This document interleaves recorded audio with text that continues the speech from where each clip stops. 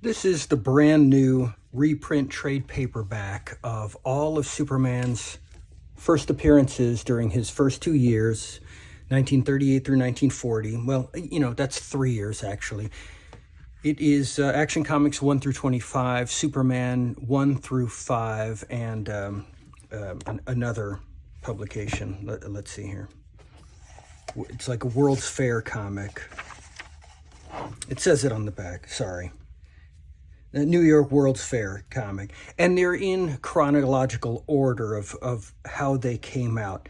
Action Comics, of course, had stories of many different characters. This just reprints the Superman stories. For whatever crazy reason, I did not ask my comic store owner to get me a copy of this.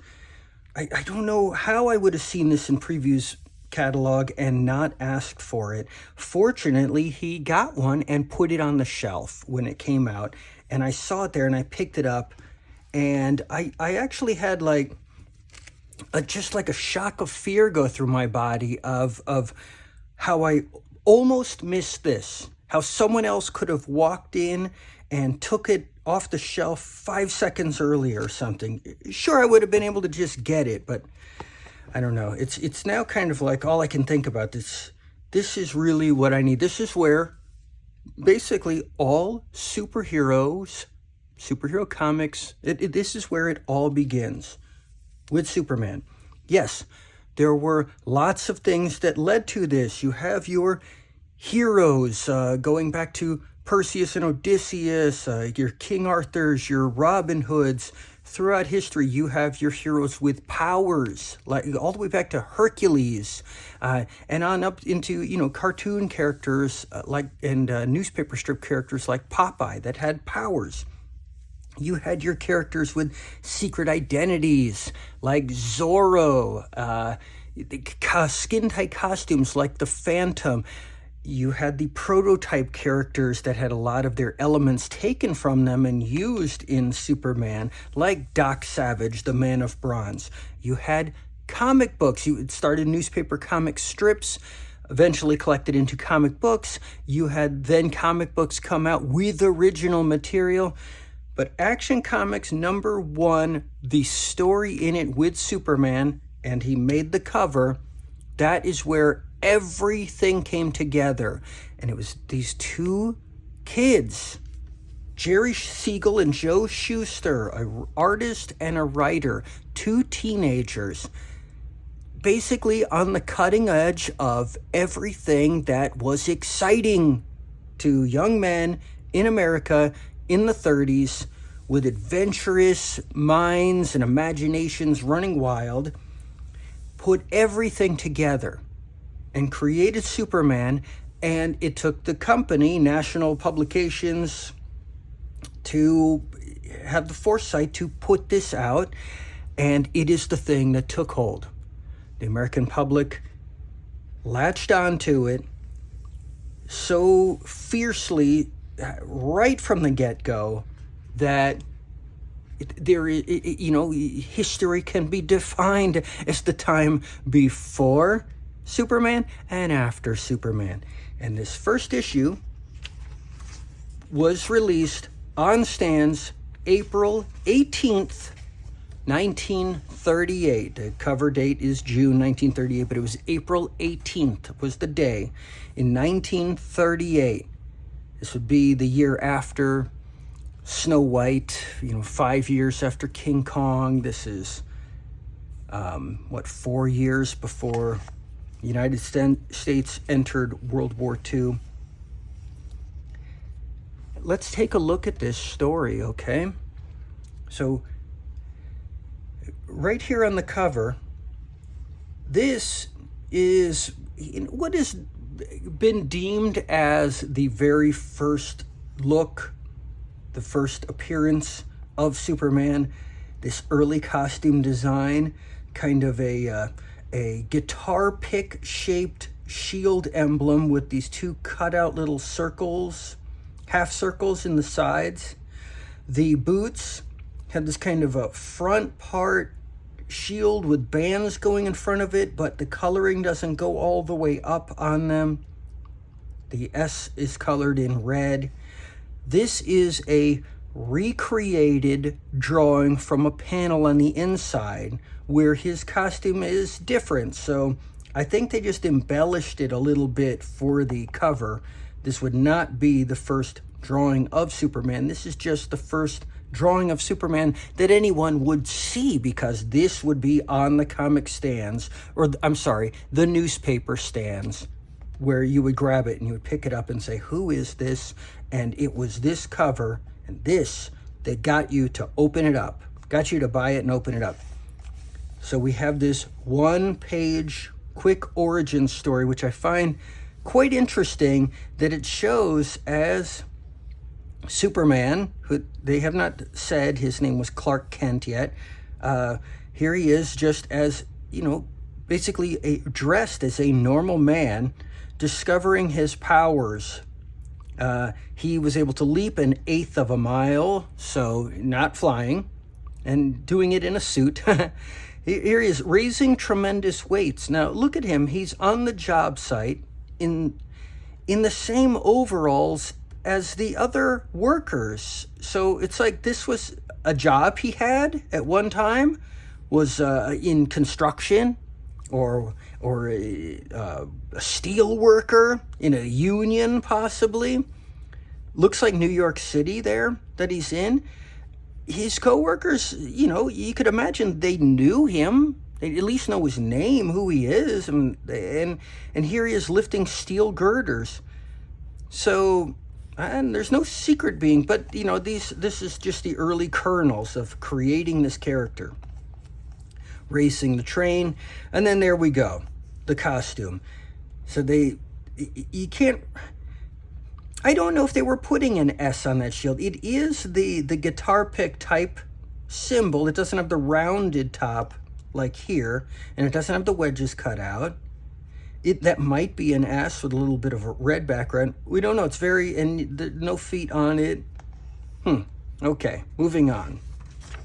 So now we get into the story.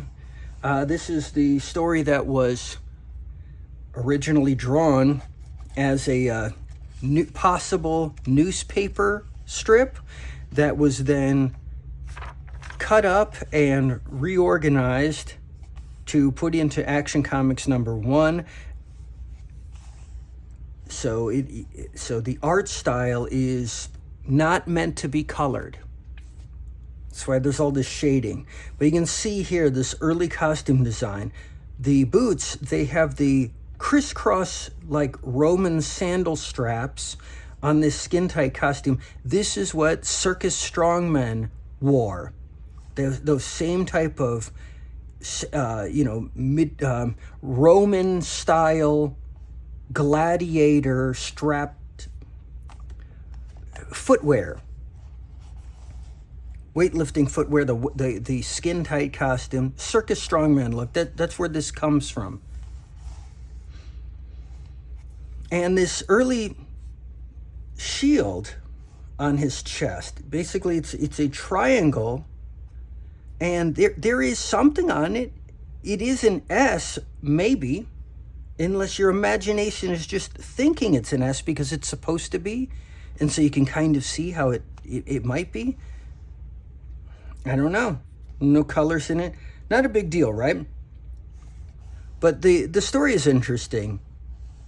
He goes to the governor's house and basically just breaks the door down. He asks to see the governor, and they say, he's sleeping, so he just busts the door in. Say, take me to his room now. No, I won't. So he just manhandles the guy. Goes to the room. Turns out the governor's door is made out of steel. So Superman just destroys it and goes, this is a very different Superman than we would come to know. He doesn't care about the law or being in the right. I don't know. Maybe, at this point, it's the ends justify the means, because he is trying to save a woman's life.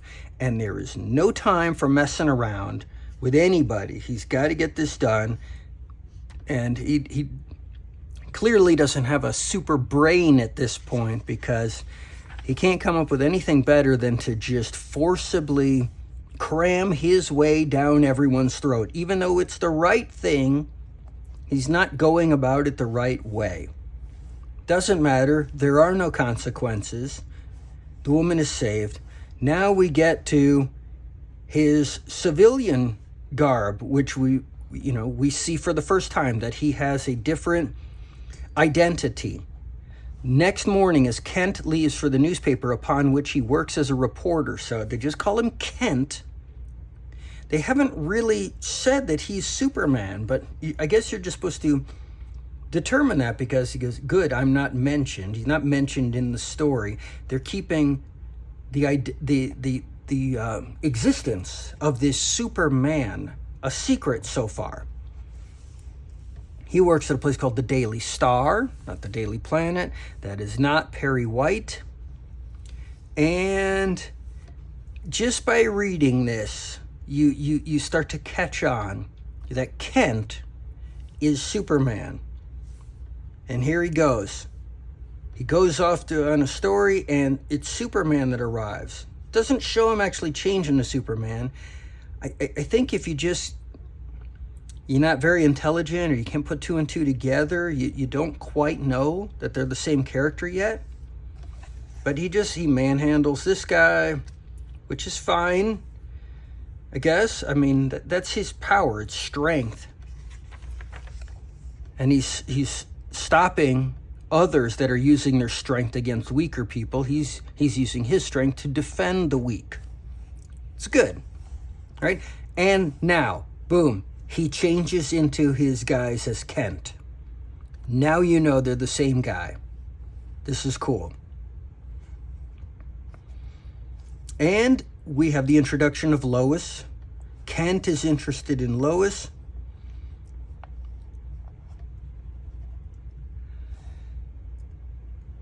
And she calls him Clark. So his name is Clark Kent. And right there you can see it is an S. He's out on a date with her. It looks like a very fancy restaurant, and everyone's really dressed up nice. There are, of course, these stereotypical mobster guys, I guess, and the one guy that just wants to take Lois away from Clark. His name is Butch. These are teenagers. They came up with this. But still, the storytelling flows really well. He says he's just going to cut in. Clark is like, okay, go right ahead. He knows he has to. It explains here that he has decided to take on the role of a weakling. I'm sure you're supposed to infer from you got to remember at the time, of course, that you wouldn't know anything about this character. It is being introduced to you, but the way it's being introduced, you would deduce that, okay, he is keeping his identity a secret, and this is part of how he does it. He's kind of slouchy here, looking smaller than this Butch. Wears the glasses. He says he is taking on the role of a weakling. He says, go ahead, just do what he said, do what he wants, Lois. She, of course, stands up for herself. You can see here where he says, good for you, Lois. Lois, don't. The dotted lines.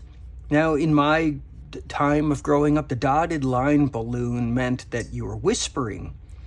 I think in this early form of a comic book, it meant a thought balloon. Whereas when I was a kid, it would have been a cloud shape. None of that exists anymore in comics now. They don't have like thought balloons and whisper balloons and any of that. They just have the dialogue balloons and captions. Okay. So, here we go. Butch shoves Clark. Lois takes off. She is disgusted with Clark. Butch chases after her. Clark turns into changes into Superman. The interesting boots here. Uncolored, though. Uncolored. So they don't color his boots. Half colored it on the cover, but not inside. And there is the infamous green car from the cover. It is Butch's car. They're chasing down the taxi that Lois left in, and they smash into the taxi and take her out. Just to kidnap her. For what? Is she the only woman in town? And even so, I mean, well, it's just to establish that they are bad guys. Superman stands in the way. Now, in my mind, I thought the car was going to smash into him. It doesn't. He leaps over it. He hurdles it. So, I don't know. Maybe they didn't think at the time of he's so invulnerable. The car would just smash into, maybe they hadn't come up with his invulnerability yet. I know he wasn't hurt by that knife. I don't even know if it stabbed him. He swung at him. Then he got scared. Then he fainted. So we haven't seen any invulnerability yet. He hasn't been shot at or anything. So he leaps. Then he chases the car. He catches it. Picking it up with one hand. Clearly he has his strength. Shakes it out. And there is the illustration that was, in my opinion, I have no proof of this. This is part of the story, and when they made it into the comic, that was chosen to be redrawn as the cover, and I'm just going to show the two together. Okay?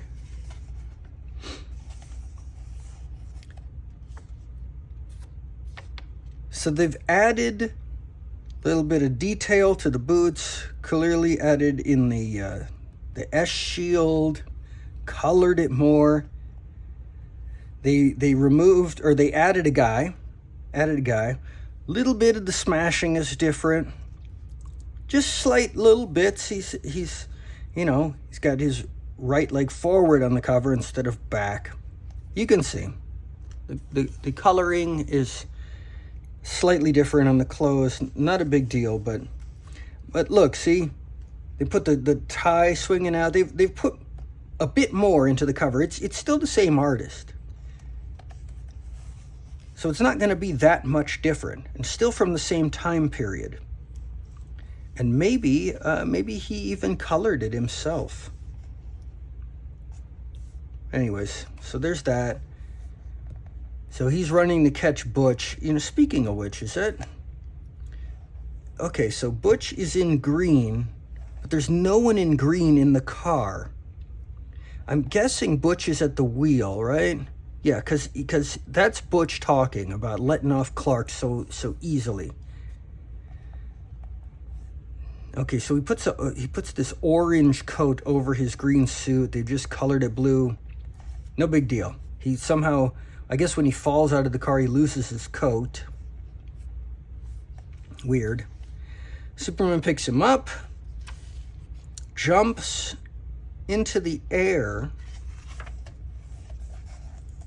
hangs him from a telephone pole. Okay, and now he goes back to Lois. Now this frame here, this is a swipe. There is a Hal Foster comic strip of Tarzan leaning in and talking to Jane that is pretty much identical to this.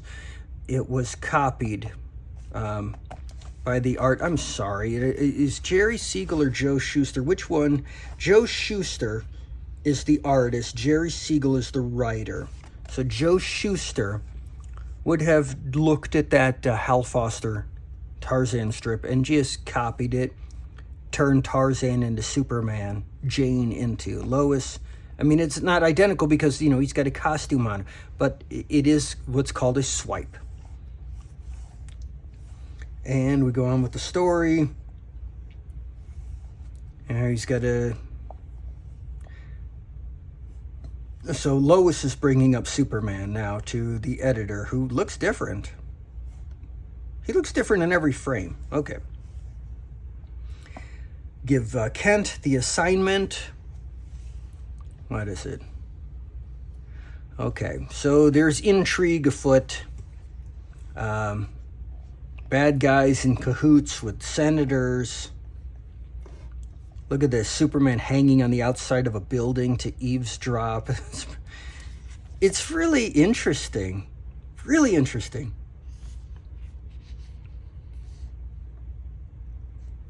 Got to eavesdrop outside the window. Doesn't have a super hearing where you could hear this from anywhere in town.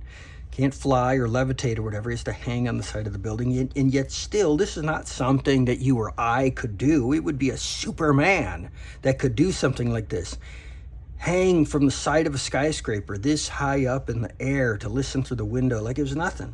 And then just burst right on in and take him out. Look at that. Grabs the bad guy, leaps through the air, running on telephone wires. Very interesting. All the way to the Capitol in Washington, D.C. And he leaps, misses what he was leaping for, and that's the cliffhanger it ends on. And so begins the startling adventures of the most sensational strip character of all time, Superman. This image here is also a swipe. This is from the cover of one of Eugene Sandow's weightlifting books from the early 1900s. It has a picture. It is a drawing on the cover of the book, a hardcover, small hardcover book, or maybe the back of the book. I can't remember. I have one of his books, not this one though.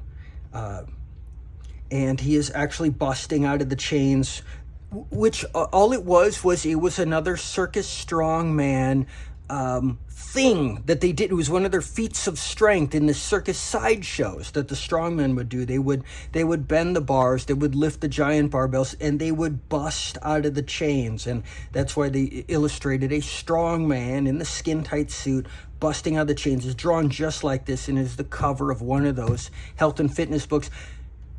I don't know if it was Jerry Siegel and Joe Shuster or just one of them. I have to look through my books again, but they, as teenagers, like most American boys, they got into weightlifting in the idea of building up your strength, and there are pictures of them with their sets of weights. And so they would have, clearly been able to come across the famous books of the time of weightlifting and how you go about it, how you learn what to do. And it's great material to be inspired by for your drawings. So, we will come back next time for issue 2 of Action Comics.